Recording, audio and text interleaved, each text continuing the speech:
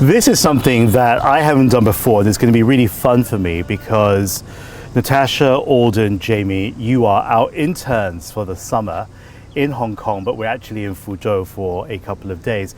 Tell me first, what has Fuzhou been like for you? Fuzhou's been pretty good, pretty interesting. I mean, I know from my mom's side of the family, like 8 generations ago, they came from the Fujian, Fuzhou area down to Malaysia. So I think I'm like the first in like 7, 8 generations that's come here. It's cool to get exposure to like this kind of culture. I've never really had experience with that, actually. It's pretty cool. Have you been taking lots of pictures to show them? Oh, plenty.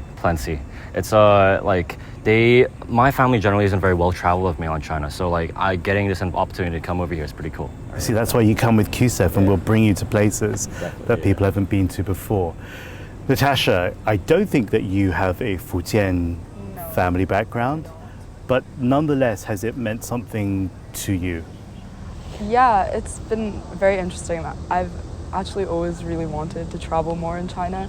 Even though we're from Hong Kong, I've only really been to Shanghai, Beijing, Shenzhen, never to these other provinces. So this is definitely like something I've ticked off my bucket list. And I just find in general, every time I come to mainland China, I'm always just so impressed by the technology and how far ahead they are. And it's not any different in Fuzhou. Jamie, you are the big brother of the group. Yes. How have they done so far? It's been great. I think we've had a lot of fun. I also have never been to Fuzhou before this trip. Been to other parts of China, either with school or with my family, but it's also mostly been larger cities. So it's nice being able to come to a city like Fuzhou and still seeing how developed it is. And I think the energy surrounding our trip this time was especially special because of the purpose of why we were here and being able to interact with not just the local Chinese but American students as well. And also just last night we were able to explore a bit outside of the events, kind of explore town a little bit, and so that was really fun. So you know ordinary quote-unquote Chinese, you live and study amongst Americans, you're now at NYU. Are they very different? And if so, what is that difference? I would say that there are differences and similarities as with everything. I think a lot of people have mentioned it in this trip that kind of Chinese are kind of much more collective, much more about the community, versus Americans are more about individualism. But I think more so that there is a genuine curiosity from both sides to learn more about each other, and I think we've really seen that here.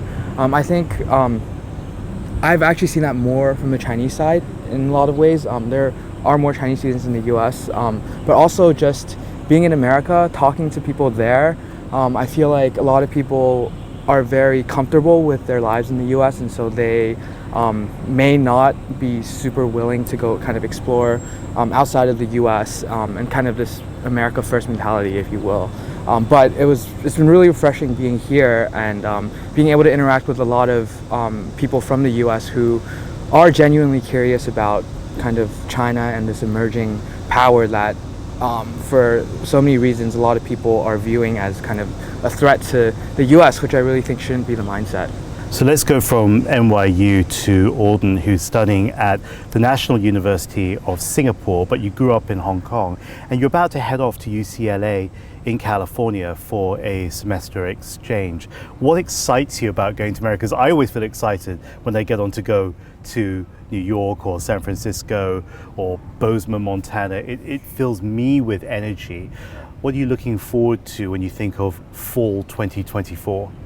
I do think, as someone that's only been in the States once, one impression I had when I was in New York and New Jersey was that it was the level of exposure to different ethnicities and cultures and races. To my understanding, LA is also quite similar in that sense, very diverse, and I'm really hoping to meet a wide array of people from all over the planet in that area, in that sense. It's what I imagine a lot of Americans are feeling when they come over here, to really get to understand what it's like across the pond.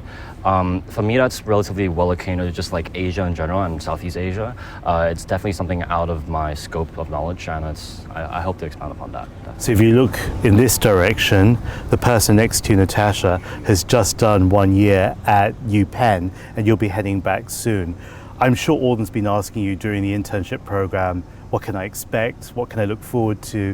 What would you tell not only Alden but young Chinese about the beauty and the value of studying in America as a young person today? I think the first thing that's very important is to be open-minded. I think going into it at first, I wasn't the most open-minded, and it made it a little bit difficult to adjust because I came from the UK, and it's still a different country. You know, it's a Western country, but a different country.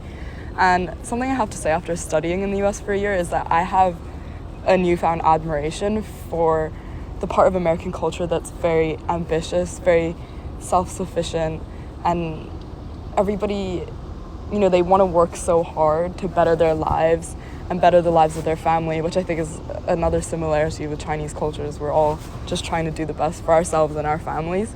And so, yeah, that's something I've really come to respect. I think there are so many stereotypes and prejudices that are going around on the media, like not just official media, but like TikTok, like our generation hears. And it's really not helping to break down these barriers, especially in this time of massive global tensions. So I think, yeah, it's just very important to be open-minded, go in, want to learn. Don't just stick to people you already know and things that are familiar. You know, really go out there, talk to somebody you will never otherwise meet, because otherwise, you know, you're wasting an opportunity. And has it happened for all of you this week in Fuzhou? Yeah, definitely. Yeah, quite a bit. You said something to a group of us yesterday which really stopped me in my tracks when you were talking about the similarities, as you just did then, between Chinese Americans having ambition, trying to improve their lives, trying to be better than where they are today. And then you use this phrase, which I thought was really great, and you said they're all chasing happiness. Yeah. What does that mean to you?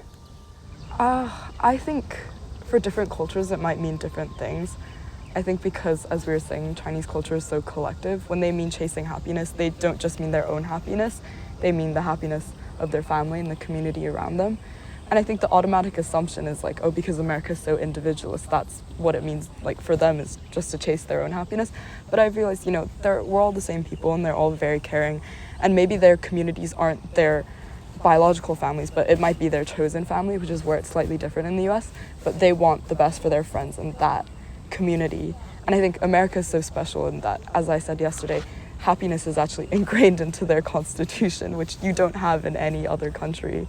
So, you know, I think that's an amazing priority. It's a privilege to be able to chase that in your life, you know. And any last words from you both? Yeah, I think that apart from just looking at it as kind of a US-China cultural exchange, I think President Clinton said before that, you know, he says that everyone has a story, and it's our job to listen to them, because a lot of times, you know, you can learn something from it. And I think putting US-China aside, everyone has a story to tell regardless of where you are. And they all have something to offer, and so we should be listening more to what they have to say. And in both the US and China, I think, you know, everyone is just trying to, I guess you could say, chase happiness, but they all have their own goals, and I think it's very important that we listen more. And as I listened to all three of you over the past couple of days, I've actually learned so much from each of you as well. Well, it's been fantastic having you with us as our summer interns this year and joining us here in Fuzhou as well. And I can't wait to see what you're going to do next in your lives. I think it's going to be really great. Thank you. Thank you.